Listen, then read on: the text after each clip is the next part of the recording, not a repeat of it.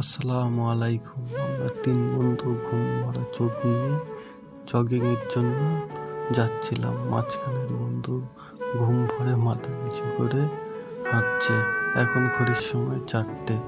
সবাই হেঁটে হেঁটে যাওয়ার সময় হঠাৎ রাস্তার মাঝখানে একটা অদ্ভুত জন্তু চোখে পড়ল। তারপর আমরা শুরু করলাম জগিংয়ে। হঠাৎ দেখি দিনের আলো ফুটতে শুরু করলো। ক্লান্ত শরীর নিয়ে আমরা হাঁটতেছিলাম।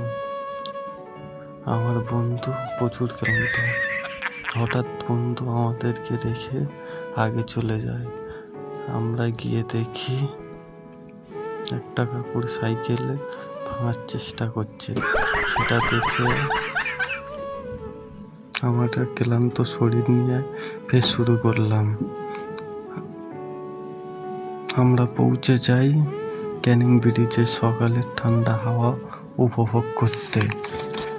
হঠাৎ দেখি চোখে পড়ল সূর্য মামা ঘুম থেকে উঠে পড়েছে।